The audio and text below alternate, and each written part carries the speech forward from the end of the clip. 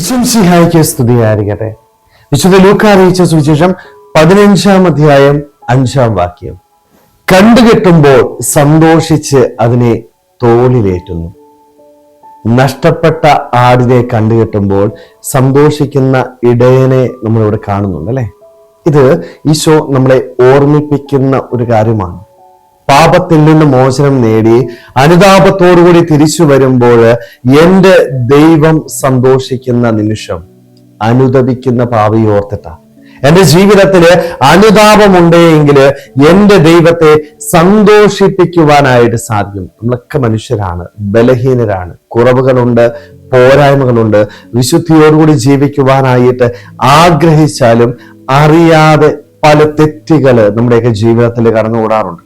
ഈ തെറ്റിൽ നിന്ന് മോചനം നേടി അനുതപിക്കുന്ന ഹൃദയത്തോടുകൂടി തിരിച്ചു നടക്കാനായിട്ട് എനിക്ക് സാധിക്കുമ്പോൾ എന്റെ ദൈവം സന്തോഷിക്കുക. ദൈവത്തെ സന്തോഷിപ്പിക്കാനായിട്ട് പറ്റുന്ന ഏറ്റവും എളുപ്പമുള്ള കാര്യമാണ് ചെയ്തു പോയ പാപത്തെക്കുറിച്ച് മനസ്തപിക്കാനായിട്ട് തയ്യാറാവുക എന്നുള്ളത്. ഒരുപക്ഷെ നമ്മുടെയൊക്കെ ജീവിതത്തിൽ ഇന്ന് നഷ്ടപ്പെട്ടു പോയിരിക്കുന്നതും ഇത് തന്നെ. അനുതാപമില്ല.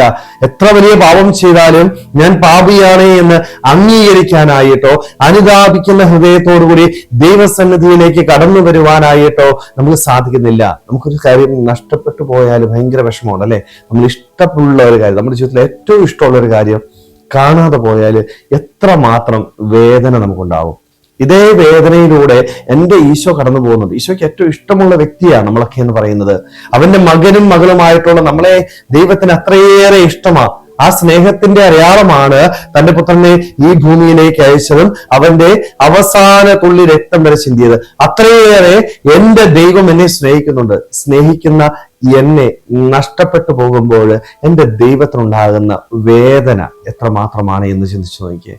നമുക്ക് നമ്മുടെ ഇഷ്ടപ്പെട്ട കാര്യങ്ങൾ നഷ്ടപ്പെട്ടുമ്പോൾ ഉണ്ടാകുന്ന വേദനയുണ്ടല്ലേ, അതിന്റെ 100 ഇരട്ടി വേദന എന്റെ ദൈവത്തിനുണ്ടാകുന്നുണ്ട്. എന്റെ ദൈവത്തെ ഒന്ന് സന്തോഷിപ്പിക്കാനായിട്ട് നമ്മളൊക്കെ ഒന്ന് തയ്യാറായിക്കേ. നമ്മുടെ ജീവിതത്തിലെ ഇന്നോളം വന്നു പോയ എല്ലാ പാപങ്ങളും ദൈവത്തിന്റെ സന്നിധിയിൽ ഏറ്റുപറയുവാനായിട്ട് അനുതപിക്കുന്ന ഹൃദയത്തോടുകൂടി പൂർണ്ണമായ മനസ്താപത്തോടുകൂടി ദൈവസന്നിധിയിൽ വന്ന് അവനോട് ചേർന്നിരുന്ന് വിശുദ്ധിയോടുകൂടി മുന്നോട്ട് പോകുവാനായിട്ട് നമുക്ക് ഓരോരുത്തർക്കും ആത്മാർത്ഥമായിട്ട് ആഗ്രഹിക്കുമ്പോൾ ശ്രമിക്കാൻ ദൈവം നമ്മളെല്ലാവരെയും സമൃദ്ധമായിട്ട് അനുഗ്രഹിക്കട്ടെ.